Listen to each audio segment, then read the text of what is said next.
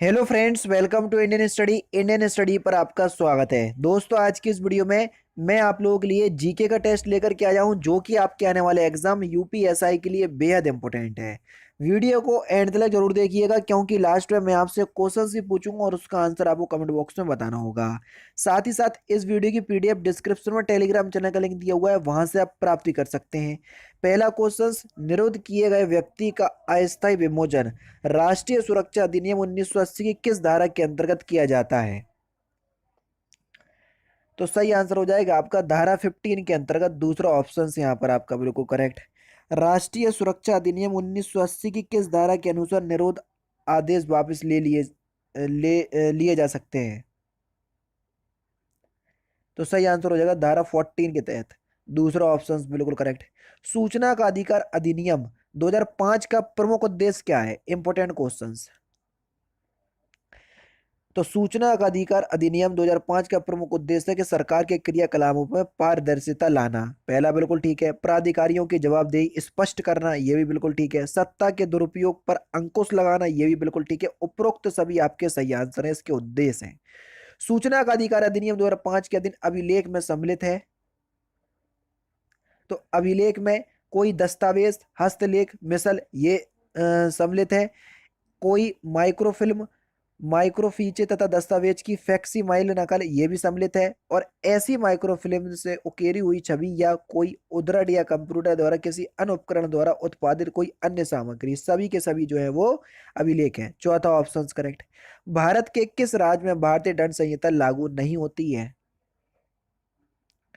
तो सही आंसर हो जाएगा सर आपका जम्मू कश्मीर। अब आप बोलोगे सर जम्मू कश्मीर तो एक यूटी बन गया। बच्चे यूटी जरूर बन गया, लेकिन अभी जितने भी ये अधिनियम है इनमें बदलाव नहीं हुआ। जैसे ही होगा तो हम बता देंगे। फिलहाल अगर आपके सामने ऐसे ऑप्शंस या ऐसे क्वेश्चंस आते हैं तो आप जम्मू कश्मीर को ही आंसर देंगे अभी, ठीक है। चलिए नेक्स्ट क्वेश्चन स्टार्ट करने से पहले मैं आपको बता, दोस्तों आप सभी लोग जानते हैं कि उत्तर प्रदेश के अंदर जितने भी आगामी एग्जाम हैं, चाहे यूपीएसआई हो, यूपी लेखपाल हुआ, UP triple S C PT हुआ, यूपी पीएससी हुआ, पीसीएस हुआ, सारे कोर्सेज से संबंधित आपके कोर्स जो हैं वो आपके अनअकैडमी के प्लस प्लेटफॉर्म पर चलाए जा रहे हैं, है ना। अच्छा, सबसे अच्छी बात क्या है कि आपको इन सभी कोर्सेज को एक्सेस करने के लिए हर कोर्स को अलग से सब्सक्रिप्शन परचेज नहीं करना होगा। यानी कि अगर आप यूपीएसआई की भी तैयारी करना चाहते हैं, लेखपाल की भी तैयारी करना चाहते हैं, तो अलग अलग कोर्स नहीं खरीदने हैं आपको। यूपीपीएससी और यूपी ट्रिपल एससी कैटेगरी के अंदर सब्सक्रिप्शन परचेज करना है। उस कैटेगरी में जितने भी कोर्स चलाए जा रहे होंगे आपको सभी को एक्सेस कर पाओगे। देखो 17 सितंबर से यूपीएसआई का ये रिवीजन बैच स्टार्ट हो रहा है। अगर आपका 20 अक्टूबर से एग्जाम भी स्टार्ट हो जाता है, ताकि आप फास्ट रिवीजन कर सकें अपने सारे सब्जेक्ट का, ठीक है। तो डिस्क्रिप्शन में लिंक है, एक बार जरूर से चेकआउट कीजिएगा। लेकिन रेफरल कोड की जगह अपने चैनल का नाम इंडियन स्टडी अप्लाई कीजिएगा। जब आप कोर्स को परचेस करो तो आपको इंस्टेंट 10% का डिस्काउंट भी प्राप्त हो जाएगा। अब देख लेते हैं नेक्स्ट क्वेश्चन। नेक्स्ट क्वेश्चन, आ आ कोई नाम भी ले सकते हैं आप। राम लिख लो, मोहन लिख लो, राकेश लिख लो। आ का नाम हमने अमन लिख लिया। अमन नामक एक शराब चालक ने शराब के नशे में मोटरयान चलाता है। बताइए उसने मोटर वाहन की किस धारा का अपराध किया? तो उसने भैया धारा 185 के तहत अपराध किया। तीसरा ऑप्शन करेक्ट। मोटर वाहन अधिनियम 1988 कब लागू हुआ था? तो सर ये आपका 1 जुलाई 1989 में लागू हुआ था। पहला ऑप्शन करेक्ट। प्रयास के लिए दंड का प्रावधान भ्रष्टाचार निवारण अधिनियम की किस धारा में वर्णित है? तो ये धारा 15 में वर्णित है। तीसरा ऑप्शन बिल्कुल करेक्ट। भ्रष्टाचार निवारण अधिनियम की धारा 17 में वर्णित विषय क्या है? तो सही आंसर हो जाएगा विवेचनाओं के लिए अधिकृत व्यक्ति। चौथा ऑप्शन बिल्कुल करेक्ट। घरेलू हिंसा से महिलाओं का संरक्षण अधिनियम की धारा 31(1) के अधीन दंडनीय अपराध है। तो वह संज्ञेय और अजमानती अपराध। पहला ऑप्शन करेक्ट। प्रथम भारतीय का नाम बताइए जो संयुक्त राष्ट्र महासभा का अध्यक्ष बना। तो सही आंसर हो जाएगा आपका श्रीमती विजय लक्ष्मी पंडित। तीसरा ऑप्शन करेक्ट। किसने कहा था तुम मुझे खून दो मैं तुम्हें आजादी दूंगा? सिंपल है सर, सुभाष चंद्र बोस ने कहा था। दूसरा ऑप्शन करेक्ट। मानव हृदय में कितने चेंबर होते हैं? मानव हृदय की बात हो रही है। तो मानव हृदय में तो सर 4 चेंबर होते हैं, ठीक है। वाया आलिन, दाया आलिन, वाया निलय, दाया निलय, बस। सारे जहां से अच्छा हिंदुस्तान हमारा, इस मशहूर गीत के लेखक कौन है? और आज वैसे भी इंडिपेंडेंस डे भी है। तो सही आंसर आपका क्या हो जाएगा? मोहम्मद इकबाल। चौथा ऑप्शन करेक्ट। और आप सभी को इंडिपेंडेंस डे की हार्दिक शुभकामनाएं। हालांकि कम्युनिटी के माध्यम से मैं आपको विश कर चुका हूँ। ब्रिटेन के 120 वर्ष पूरे या पुराने किस विश्वविद्यालय को बंद कर दिया गया? वेल्स विश्वविद्यालय। दूसरा ऑप्शन करेक्ट। किस संस्था ने आदिवासी छात्रों के लिए आदिवासी शिक्षा ऋण योजना की शुरुआत की? तो सही आंसर हो जाएगा सर आपका राष्ट्रीय अनुसूचित जनजाति वित्त एवं विकास निगम। तीसरा ऑप्शन करेक्ट। रैम निम्नलिखित में से किसका एक उदाहरण है? रैम यानी कि रैंडम एक्सेस मेमोरी, और ये किसका एक उदाहरण है? सर ये वॉलेटाइल मेमोरी का उदाहरण है। तीसरा ऑप्शन करेक्ट हो जाएगा। भारत में अंग्रेजी शिक्षा शुरू की थी? Simple questions. 1835 की बात हो रही है सर, लॉर्ड मैकाले ने। तीसरा ऑप्शन करेक्ट। भारत में प्रमुख फ्रांसीसी बस्ती बताइए सबसे पहले। तो सही आंसर हो जाएगा सर आपका पुंडुचेरी।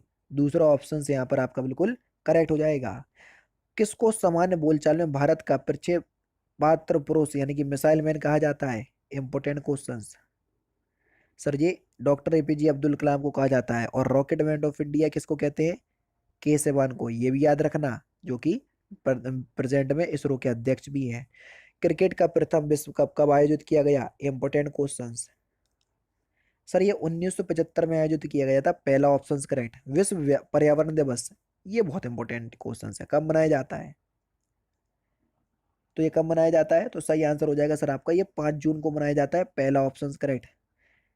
किसने कहा था कि मनुष्य एक सामाजिक प्राणी है? अरस्तू ने कहा था सर। दूसरा ऑप्शन करेक्ट। देश में सर्वाधिक दूरी तय करने वाली ट्रेन विवेक एक्सप्रेस किन दो स्थानों के बीच चलती है? तो ये चलती है आपकी कहाँ से कहाँ तक? डिब्रूगढ़ से कन्याकुमारी। दूसरा ऑप्शन यहाँ पर आपका बिल्कुल करेक्ट।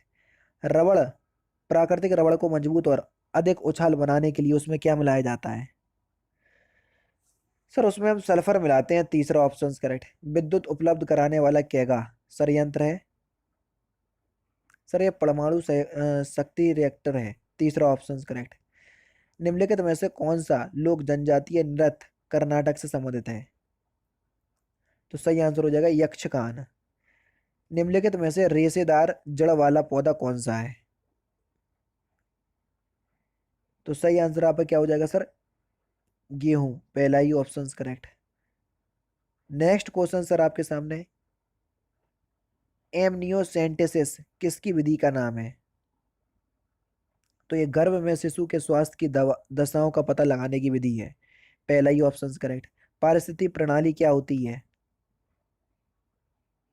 तो पारिस्थितिक प्रणाली जो है वो जीव भू रासायनिक प्रणाली होती है। दूसरा ऑप्शन करेक्ट। लेंस किससे बनता है? सर फ्लिंट कांच से बनता है। दूसरा ऑप्शन करेक्ट। वाहनों की अग्रदीपों यानी कि हेडलाइटों में किस प्रकार के दर्पण का इस्तेमाल होता है? सर परवैल्यकर दर्पण का इस्तेमाल होता है। चौथा ऑप्शन करेक्ट। जीवाणुवीय रोग किस में पाए जाते हैं? जल्दी बताइए। तो जीवाणुवीय रोग पौधों में, पशुओं में, मानव में, सभी में पाए जाते हैं। चौथा ऑप्शन करेक्ट। जीवाणु से होने वाले रोग। किसी शिशु के वंशागत जीनों की कुल संख्या में माता और पिता प्रत्येक से प्राप्त जीनों की संख्या समान होती है सर। तीसरा ऑप्शन करेक्ट। उपादान लागत पर राष्ट्रीय आय निम्नलिखित में से किसके बराबर होती है? तो सही आंसर हो जाएगा निवल राष्ट्रीय उत्पाद माइनस क्या? प्रत्यक्ष कर प्लस सहायता। पहला ऑप्शन करेक्ट। किस पंचवर्षीय योजना का उद्देश्य आर्थिक आत्मनिर्भरता था? Important questions. सर चौथी पंचवर्षीय योजना। चौथा ऑप्शन करेक्ट। भारत में कौन सी खाद्य फसल अक्टूबर नवंबर में बोई जाती है? तो सही आंसर हो जाएगा सर आपका गेहूं। चौथा ऑप्शन करेक्ट। कुव्वत उल इस्लाम मस्जिद दिल्ली का निर्माण निम्नलिखित में, दिल्ली में जो स्थित है, का निर्माण किसने करवाया था? कुव्वत उल इस्लाम मस्जिद। सर ये कुतुबुद्दीन ऐबक ने करवाया था। पहला ही ऑप्शन करेक्ट। दिल्ली का वह कुल सुल्तान कौन था जिसकी मृत्यु पोलो खेलते हुए हुई थी? सर यही थे कुतुबुद्दीन ऐबक। पहला ही ऑप्शन करेक्ट। और लास्ट क्वेश्चन, करीबा बांध किस नदी पर है? तो इस क्वेश्चन का आंसर आप मुझे कमेंट बॉक्स में बताएंगे, ये करीबा बांध किस नदी पर है। तो दोस्तों ये थे आपके 40 जीके के इंपॉर्टेंट क्वेश्चंस जो कि मैंने आज के इस वीडियो में आपको कंप्लीट करवा दिए। वीडियो अगर आपको अच्छी लगी हो तो प्लीज़ दोस्तों वीडियो को लाइक और शेयर जरूर कर दीजिएगा। तो दोस्तों फिलहाल की वीडियो में तो सिर्फ इतना ही। अगर आपको वीडियो पसंद आए तो प्लीज़ दोस्तों वीडियो को लाइक कीजिए, शेयर कीजिए और साथ ही साथ हमारे चैनल को सब्सक्राइब करना ना भूलें, क्योंकि मैं रोजाना इसी तरह के वीडियोस आप लोगों के लिए लाता रहता हूँ। नमस्कार दोस्तों, जय हिंद, जय भारत।